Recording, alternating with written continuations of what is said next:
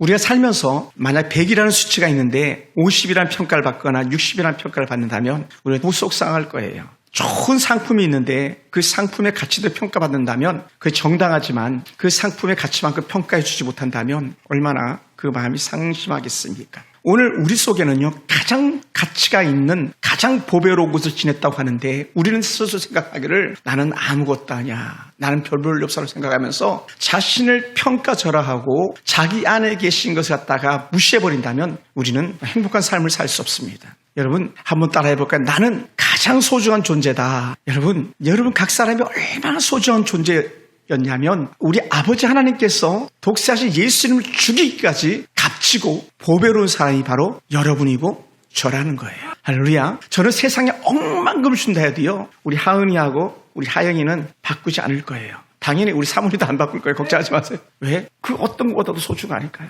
우리 김지사님도 안 바꿀 거잖아요. 대은이, 그죠? 내가 달라고 줄 겁니까? 절대로 안 주잖아요. 줍니까? 그럼 주세요. 한 3일만 주세요. 3일만 당장. 그러면 돼요. 그때거든 지금. 중요한 게 안 나가니까 얼마나 귀한지 몰라요. 소중한 거예요. 제가 오늘 설교를 준비하는데 친구가 전화를 했는데 친구가 야 지금 뭐 하냐 그랬어요. 나 오늘 예배 준비해야 돼. 설교 준비해야 돼. 그랬더니 야 설교를 준비하고 야 왜 오늘 교회가 있냐. 너는 주일하고 토요일만 가면 되는 거 아니야? 그러더라고요. 아니야 나 오늘 저녁에 설교가 있어. 그래서 설교 준비를 해야 돼. 그래서 계속 책을 봐야 되고 막 준비해야 돼. 그랬더니 야 너 입에 오토바이 달고 말 줄줄 잘하는데 뭔 걸 준비하냐. 그냥 올라가서 말하면 되지. 그렇지 않다고 제가 이렇게 얘기를 했었는데 여러분 우리는 다 가치가 있는 사람이에요. 소중한 사람이에요. 장경록 목사님께서는 우리를 갖다 이렇게 평가했었어요. 부흥에 오셔서 그렇게 말씀하셨는데 하나님께서 두고 보기에도 아까운 사람이라고 했어요.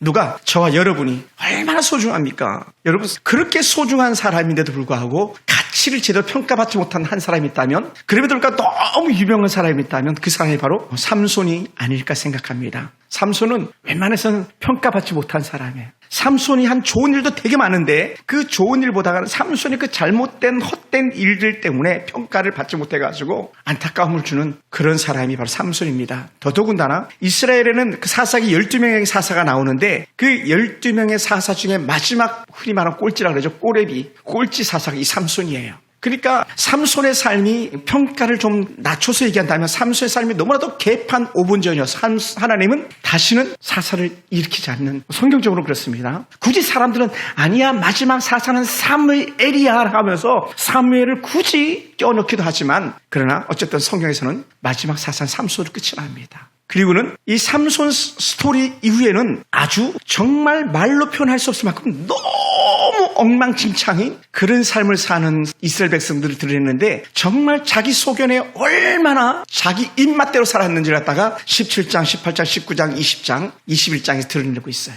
완전히 엉망.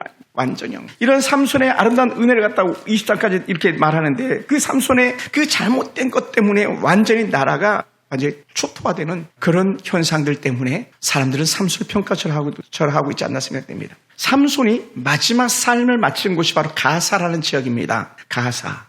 이 가사는요, 블레셋의 한 도시 중에 아주 중요한 도시 중에 하나입니다. 지중해를 끼고 있고요. 또 요즘으로는 이제 이스라엘이 전쟁 중이었는데 흔히 가자지구 하잖아요. 그게 삼손이 죽었던 가사를 갖다 오늘날 말로 가자라고 그러고요. 영어 성경에는 가사라고 나오는데 그걸 갖다가 가자로 이렇게 영어로 표기됩니다. 워낙 상업적이고 군사적인 요충지였기 때문에 살기 좋았던, 그래서 교통도 너무 좋았기 때문에 그곳은 다른 어떤 도시보다 더 부유했던 그런 도시입니다. 그러니 당시 최고의 능력 있는 사람 삼손이 가사로 갈 수밖에 없었겠죠. 왜냐면 끌리는 게 있잖아요. 다 서울로 온다 그러잖아요. 다 서울 못 들어오면 주변 경기도에 머문다 그러잖아요. 그만큼 서울이나 경기도는 우리나라에서 핵심 도시고 가장 살기 좋다고 해야 될지 모르겠지만 그렇게 중요한 역할을 하는 도시인 것이죠. 그리고 이 삼손도 이 가사로 갔었습니다. 그런데 여러분 끝이 화려하다고 쏙도 다 좋은 건 아니에요. 오늘 성경적 관점에서 봤을 때 가사가 교통도 좋지, 경제적으로 번영했지, 사통팔달 그냥 다 뚫려서 가장 살기 좋은 도시인 것 같지만 한편으로는 가장 영적으로는 이방의 도시였기 때문에 타락한 그런 도시라고 해도 과언이 아닙니다. 그런 도시에 삼손이 간 거예요. 예전에 야곱이 그 비슷한 도시 갔다 가지고 큰 어려움을 당했는데 세겜의 도시에서 큰 변을 당했던 것처럼 이 삼손이 이 가사로 내려갔다가 큰 변을 당하게 되는데 그 변은요, 어찌 보면은 자청에서 당하는 변이었습니다. 자청에서 당했다를 갖다가 다른 말로 표현하면 죄를 범함으로 당하는 고난이었어요. 가사가 가지고 한 기생을 만났는데 우리가 흔히 말하는 드릴라라고 하는 삼손과 드릴라, 삼손과 데릴라 이렇게 많이 표현되는데 한글 세기 번역에서는 삼과 드릴라로 이렇게 표현이 되죠. 이 드릴라를 만나게 되고 거기서 큰 낭패를 당합니다. 그리고는 이 삼손이 이 가사에서 만난 드릴라라는 여인 때문에 인생 파멸의 구덩이로 나동댕이 치는 걸 보게 됩니다. 여러분, 삼손의 약점이 무엇인 것 같습니까? 우리가 생각할 때는 삼손은 그 머리털이 약점이 이렇게 말하기 쉬울 거예요. 왜냐하면 당연한 거예요. 나시리는 절대로 머리를 깎아서는 안 되고 사체를 만져는 안 되고 포도주 씨라도 먹어서는 안 되는 포도밭에서 포도나무에서 나는 모든 것을 먹어서는 안 되는 그런 다양한 조건을 갖고 있는 그런 모습입니다. 그래서 삼손이 머리가 밀리는 바람에 결국은 두 눈이 뽑히고 그렇게 광대한 노릇이 해야 될 만큼 그런 추한 존재가 되어버렸지만 사실은 오늘 영적 본면에서 봤을 때는 삼손의 약점은 데릴라 머리카락이 아니고 여인에 관한 문제였던 거예요. 왜? 삼손의 여인 편력은요 아주 화려합니다. 자기 부인을 빼앗기기도 하고 이 모양 저 모양으로 여인들을 찾아서 방황하게 됐었던 그런 사람이 삼손인데 이 가사에서 드릴라를 만남으로 완전히 파멸되고 말죠. 우리나라도 역사 속에 그런 사람들이 간혹 있지 않습니까? 흔히 말하는 고려의 의자왕이라든지 이런 사람들, 또 조선시대 연산국이라 이런 사람들. 근데 역사를 굳이 따지고 보면은 역사는 항상 승자 원칙에 기록되기 때문에 고려의 의자왕을 비하하기 위해서 후대에서 이어진 사과들이 의자왕을 낮춘 것일 수도 있겠고 또 연산군을 폄하하면서 그렇게 낮춘 것일 수도 있겠지만 어쨌든 여인 편력의 문제가 결국 자신을 파멸로 몰아갔던 것이죠. 어찌 보면은 고 박정희 대통령 같은 경우도 그러지 않았을까 생각됩니다. 정말 유경수 여사를 먼저 잃고 그 마음 둘 곳이 없어서 유리방하다가 자기 부하들도 잘못 다스렸고 주변 사람도 잘못 다스려서 결국은 총기로 시해당하는 그런 삶을 마치지 않았나 생각됩니다. 여러분, 죄는요 항상 우리를 배신하게 되어 있어요. 왜? 죄는 하나님과 멀어지게 만드는 강력한 힘을 가지고 있기 때문에 죄를 지면서 하나님을 기쁘게 한다라는 것은 사실은 말이 안 되는 거죠. 왜? 죄는 더 하나님과 멀어지게 만들기 때문에 그렇습니다. 삼손 역시 마찬가지입니다. 오늘 우리도 마찬가지입니다. 그래서 삼손은 이 가사라는 지역에서 완전히 죄로 인해서 무너지는 그런 가슴 아픈 삶을 살게 되었죠. 지금도 여전히 이 가사 지역, 오늘날 말하면 가자 지구인데 가자 지구에서 여전히 영적인 싸움이 지속되고 있는 거예요. 단순히 이스라엘 가자 지구 팔레스타인을 공격하고 탈레반들을 공격하고 때로는 이란이나 또 그 주변 나라를 공격하는 끝나는 것이 아니라 이게 어쩌면 죄와의 혈투, 죄와의 싸움입니다. 가슴 아픈 일들이죠. 하마스가 놀던 그 청년들, 축제하고 있는 청년을 갖다가 낙하산을 타고 내려와가지고 무차별 죽인 것을 갖다가 두둔한다는 건 말도 안 되는 거거든요. 또 우리나라 어떤 정당에서는요, 그런 탈레반, 하마스들을 지지하는 그런 정당들도 있습니다. 어떤 정당들이 북을 칭송하는 정당들이 그렇게 그들을 칭송하면서 그렇게 말합니다. 근데 그렇지 않아요. 죄는요, 어떤 모양이든지 그 악이라도 생각이라도 버려라. 악은 그 모양 자체라도 기억하지 말라고 했었는데 그런 일들이 이 가자 지구에서 일어나고 있었던 것들이죠. 바라기는 하나님의 은혜가 더해가지고 전쟁의 소문이 끝이 난가 아울러서 여호와의 승리가 가자 지구에도 또 오늘 저와 여러분 가운데 임하기 주를 축원합니다. 사랑하는 성도 여러분, 삼손이 최후를 맞이한 이 가자에서 그렇게 부유함을 누리고 풍성함을 누린 것 같았지만 그는 가장 소중한 것을 잃었습니다. 무엇을 잃었습니까? 자신의 생명을 잃었어요. 육신의 헛된 탐심을 쫓다 보니까 들레라는 한 여인을 쫓아가다 보니까 자신이 바로 수치와 조롱거리가 되는 그런 사람이 되고 말았습니다. 하나님께서는 태양처럼 강력한 힘을 가지고 있고 찬란한 빛을 가지고 있는 솔라이트라고 하는 그 태양의 에너지인데 바로 이 삼손의 이름이 바로 그런 의미를 가지고 있거든요. 그렇게 강력한 에너지를 가지고 있는 이 삼손이 아주 무기력한 방전되어서 버려야 될 만큼 그런 비극적인 사람이 됐다는 것 자체는 우리에게 많은 것을 생각하게 만듭니다. 여러분, 우리가 하나님을 떠나서 죄를 지으면 어떻게 사람들에게 대우를 받는지를 우리는 오늘 읽은 23절부터 31절 통해서 우리가 잘 볼 수 있습니다. 어떤 대우를 받았습니까? 이렇게 평가하잖아요. 한번 가볼까요? 제가 한 번만 부분적으로 읽어보겠습니다. 삼손이 절대로 갈 수 없는 곳에 가 있는 거예요. 어디에? 다곤 신전에, 그것도 큰 제사를 드리는 그 다곤 신전에 삼손이 붙잡혀 가 있습니다. 사실 삼손이 어디에 머물러야 됩니까? 사실 삼손은 여호와의 성전에 머물러야 되고 여호와의 제단에 머물러야 될 사람인데, 왜냐하면 사사니까. 그러니까 여호와의 성전을 지키고 여호와의 제단을 지켜야 될 사람인데, 또 여호와의 도구들을 지켜야 될 사람인데 그 사명을 잃어버리고 유리방황하다 보니까 어디가 있어요? 삼손이 그렇게 다곤 신전에 가 있는 그런 어리석음을 범하게 되었습니다. 이게 조롱거리가 된 것이죠. 그래서 이 다곤 신을 섬기는 그 블레셋 사람들이 얼마나 기뻤겠습니까? 그 다곤 신 그들이 제사를 드리면 크게 즐거워했는데 그 크게 즐거워했던 이유는 단 하나, 삼손을 우리가 잡았다라는 거예요. 정말 삼손은 골치 아픈 존재 아니었었습니까? 틈만 나면 힘써가지고 그냥 밀밥, 보리밥 다 불태워버리고 또 사람들 막 여기저기 나타나가지고 막 때려 죽이고 낙타뼈 하나 가지고도 1000명을 때려 죽일 수 있는 이런 강력한 사람이 지금 자기들의 눈앞에서 머리가 빡빡 깎여가지고 그렇게 벌글숭이처럼 그렇게 있는 그 모습을 봤으니 얼마나 기뻤겠습니까? 그리고 그들이 이렇게 예찬합니다. 삼손을 붙잡고 난 그 예찬이 바로 24절 25절 나오는데요. 이렇게 말했습니다. 백성들도 삼손을 보았으므로 이르되 우리의 땅을 망쳐놓고 우리의 많은 사람을 죽인 원수를 우리의 신이 우리 손에 넘겨주었다. 삼손은 누구의 사람인데? 여호와의 사람인데 그 하찮은 볼 것도 없는 이방의 잡신인 다곤에게 사로잡혔다. 다곤이 여호와를 이겼다. 이런 논리가 존재하는 거거든요. 여러분, 그 어떤 세상의 헛된 신도요 우리 하나님 여호와를 이길 수 없습니다. 그 어떤 세상의 헛된 것들도요 우리 하나님보다 앞설 수 없습니다.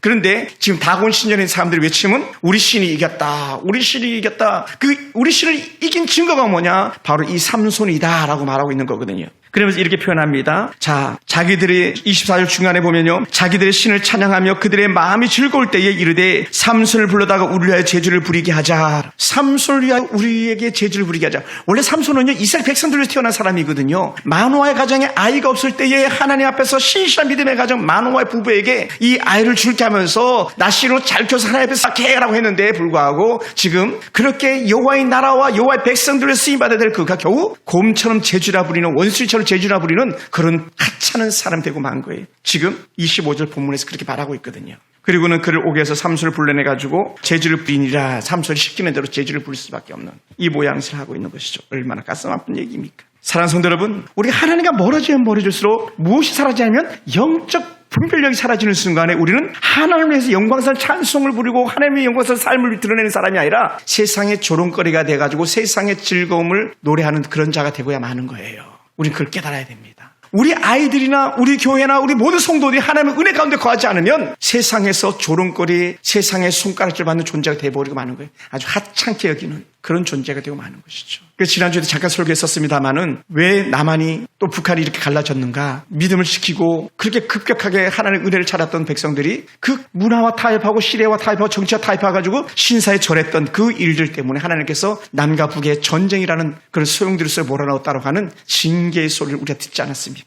그게 어쩌면 이스라엘과도 그렇게 비슷한지 몰라요. 솔로몬의 그 패역망동 때문에 결국은 남유다와 북이스라엘이 갈라진 것처럼 그런 삶을 살았는데 이 삼손이 바로 그러한 존재처럼 여김받고 마는 것이죠. 세상에 당하는 수치, 조롱거리가 되었습니다. 다시 한 번 말씀드립니다. 죄는요 우리를 하나님의 빛에서 점점 멀리하게 하는 그런 강력한 힘이 있다. 그래서 우리는 죄를 멀리하고 하나님의 은혜를 붙잡고 살아야 된다는 거예요. 할렐루야, 할렐루야. 그래서 오늘 삼손이 한 여인의 무너진 것이 문제가 아니라 하나님의 은혜를 떠났던 삶이 문제가 되었다는 것이죠. 그 삶의 중심에는 그 어머니 말을, 그 아버지 말을 듣지 않은 근심스러웠던 아들이 됐던 거고 하나님의 은혜를 저버리고 자기 멋대로 살았던 그 삶의 모습이었던 거죠. 그러니 하나님의 은혜 없이 쳐 죽이는 1000명은요 아무것도 아닙니다. 하나님의 은혜 없이 300마리를 잡아가지고 서로 묶어가지고 정말 브레스에서 들판에 밀들 태우고 보리밭을 태우는 것은요 아무 의미가 없는 겁니다. 우리가 특별한 재주가 없고 특별한 능력이 없고 특별한 어떤 것이 없어도 지금 가장 연약해 보이고 가장 작아 보여도 하나님이 나와 함께하고 계시다는 그 영적 증거만 있으면 우린 두려울 것이 없는 거예요. 할렐루야. 저는 여러분이 그렇게 되길 저는 축원합니다. 그러다 보니 어떻게 돼요? 여러분, 우리는 하나님을 보고 살아야 될 사람들인데 우리 하나님의 말씀에 집중해서 살아야 될 사람들인데 삼손이 당한 가장 수치스러운 고통 중에 하나가 뭡니까? 머리가 잘리는 것만이 뭐예요? 두 눈이 뽑혀버린 거예요. 두 눈이 뽑혀버렸다. 여러분, 우리는 눈이 소중한 것을 너무나도 잘 알고 있습니다. 보지 못하는 건요 얼마나 큰 고통인지 모릅니다. 듣지 못하는 것도 큰 고통이지만 보지 못하는 고통은 이루 말로 할 수 없는 것이죠.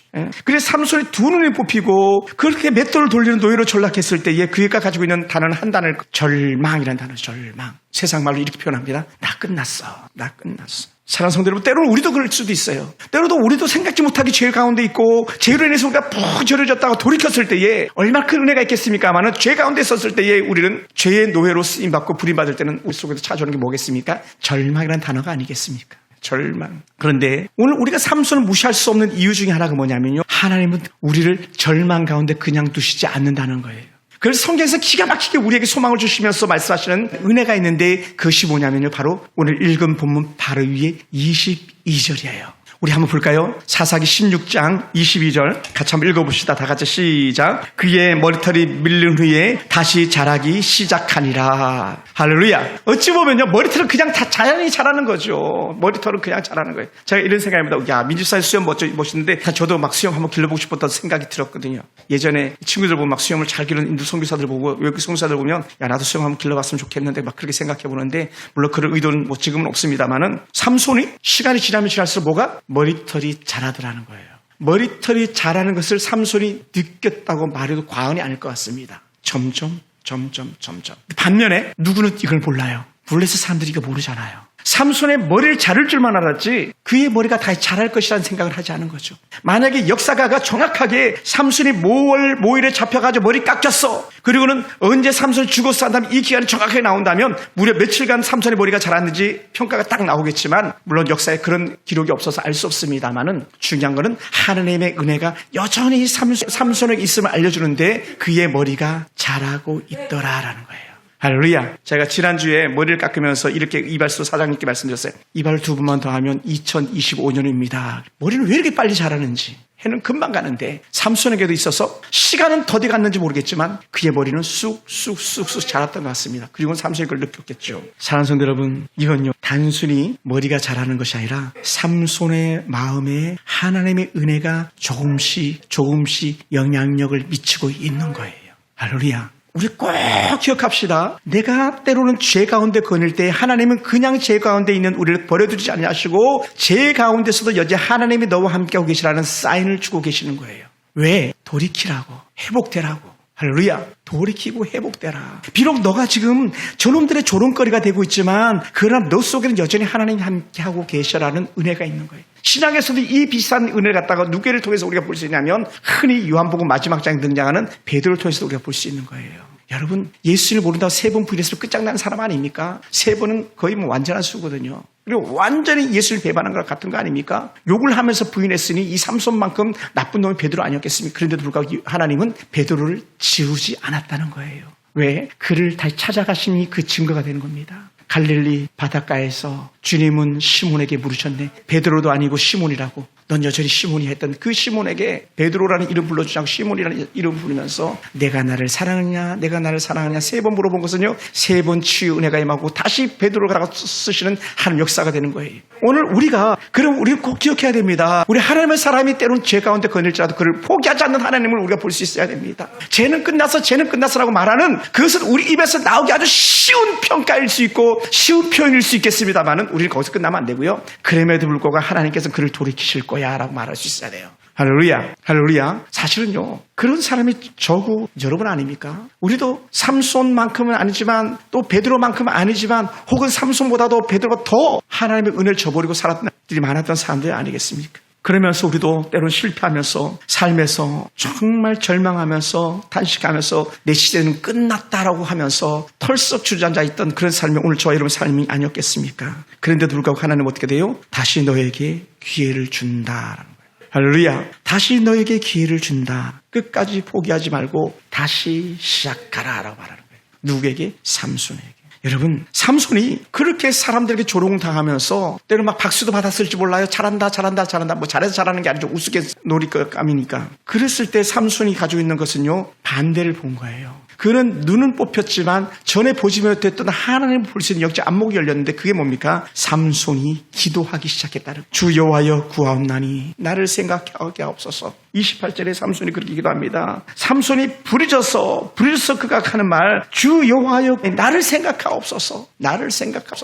여러분, 가장 연약했을 때에 우리 누굴 생각합니까? 은희 부모들을 생각하고 때로 친구들을 생각하잖아요. 삼손 누굴 생각합니까? 지금 여호와를 생각하고 그를 찾잖아요. 더 나아가서 이렇게 말합니다. 나를 생각하옵소서. 하나님여 구하옵나니 이번만 나를 강하게 하사 나의 두 눈을 뺀 블레셋 사람에게 원수를 단번에 갖게 하옵소서. 원수 갖기를 원하는 거예요.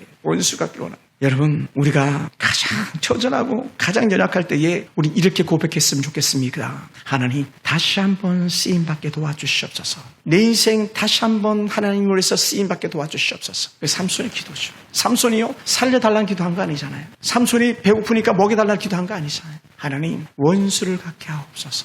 원수를 갚게. 그들은 어떤 원수입니까? 다곤이 이겼다. 하나님을 무시한 그 원수, 하나님을 함부로 대한 그 원수를 내가 갚게 하옵소서라는 거예요.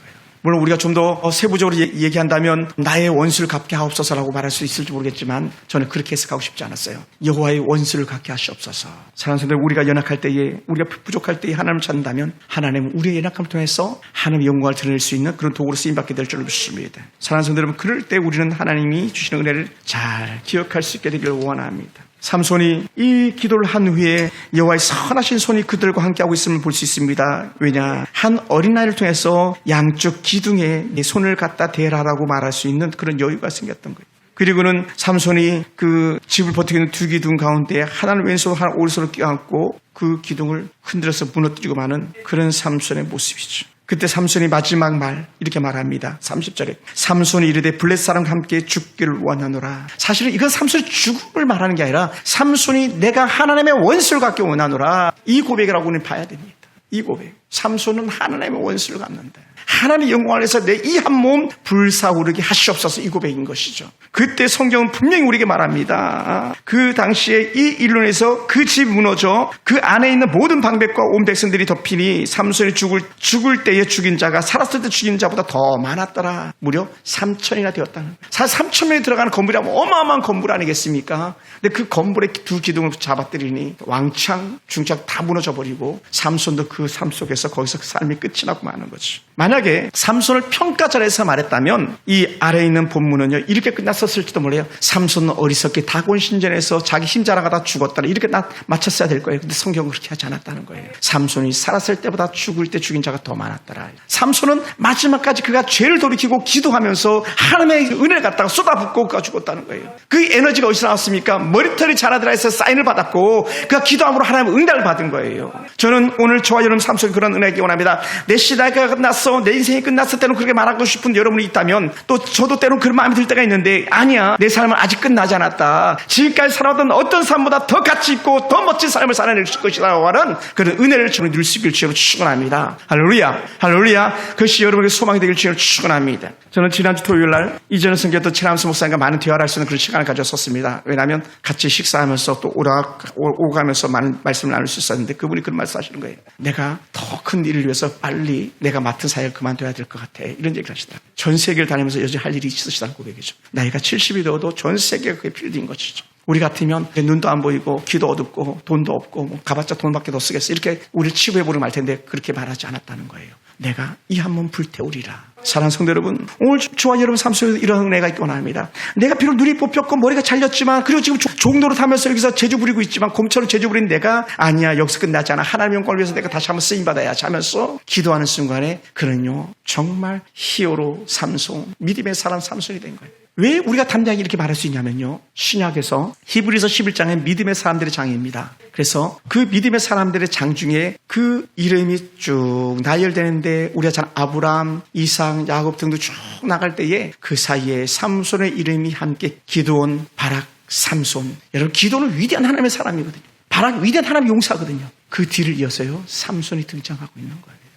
그러니 그 신약에서 삼손은 위대한 하나님의 사람이야 라고 말하는데 우리가 삼손은 하찮은 사람이야, 실패한 사람이야, 여자 노름하다가 끝난 사람이야 라고 말할 사람은 아무도 없어야 된다는 거죠. 저는 오늘 우리 교회의 연약한 성도들이 한결같이 누가 봐도 연약해 보이고 유약해 보이고 병약해 보이고 내설것다고 말할지 모르겠지만 그러나 오늘 우리가 히브리서 11장이 아니라 그 뒤에 또 다른 어떤 이름을 갖다가 더 첨부한다면 저의 이름이 올라가기를 원하고 여러분의 이름이 올라가기 원합니다. 비록 그는 어려운 때에 어려운 곳에서 어려운 일을 했지만 그러나 하나님께서 그를 높이 쓰셨어 라고 말하는 이름이 거기에서 첨가되어지는 은혜가 있기 원합니다. 누구처럼? 삼손처럼. 세상은 삼손을 무시할 수 있고 삼손을 조롱거리로 여길 수 있겠습니다만은 그러나 우리는 삼손은 하나님의 사람이야 라고 말할 수 있어야 됩니다. 더군다나 저와 여러분은 여전히 나는 하나님의 사람이야 라고 그렇게 말할 수 있길 좀 축원합니다. 할렐루야. 사랑하는 성도 여러분, 그러니 그렇게 두 눈이 뽑히고 조롱거리 가운데서도 기도할 때 하나님께서 역사하셨는데 하물며 우리 가운데 역사하시지 않겠냐는 거예요.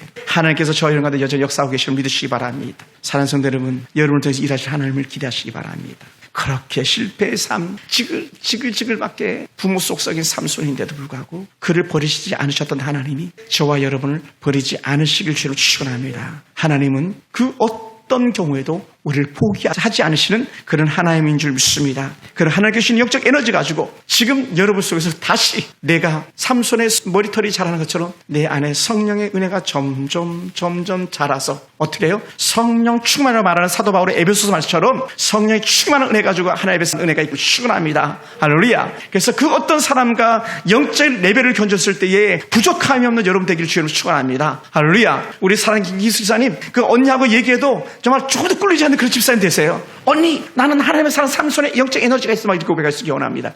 한 번에 3천을 죽인다면 대단한 거 아니겠습니까? 실패한 것처럼 보이지만 연약해 보이지만 우리 속에 약한 가운데 강함이 있는 그 은혜가 저와 여러분의 은혜가 되길 주님으로 축원합니다. 할렐루야. 그래서 우리가 다시 하나님께 주신 영적 은혜의 사명 감당하길 주님으로 축원합니다. 우리에게 그 은혜가 있기 원해요. 하나님께 주시는 영적 그 에너지 가지고 내가 다시 일어나리라. 할렐루야.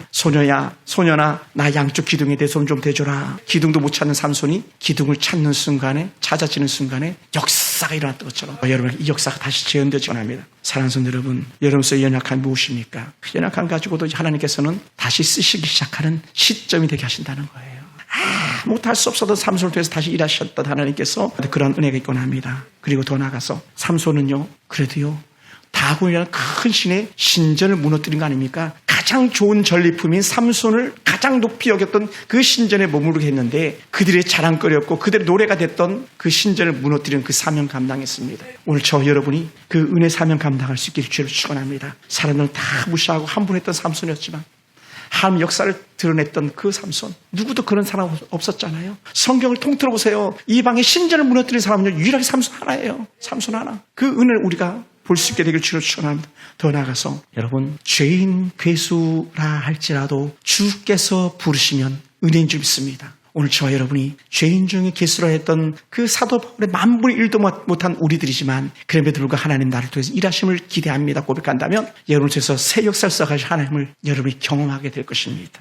여러분의 통회하고 참 회개하는 기도를 통해서 일하실 하나님을 기대하시기 바랍니다. 사랑하는 성도 여러분, 삼손의 하나님이 오늘 여전히 우리의 하나님 됨을 믿습니다. 사람들은 이 삼손 그놈 했었을지 모르지만 삼손은 하나님 위대한 사람입니다. 그의 몸은 잘 형제들에게서 수습되어져서 아버지 마노아의 장지에 함께 장사질했다는 거예요. 장사질이면 큰 축복이거든요. 그것이 삼손의 또 다른 하나의 평가가 되길 주님 축원합니다. 저와 여러분의 삶을 통해서 삼손의 영적 교훈 가지고 우리는 더 이상 죄 가운데 머물지 말고 실패하지 않고 하나님 앞에 사는 멋진 저와 여러분 되기를 축원합니다. 할렐루야. 기도하겠습니다.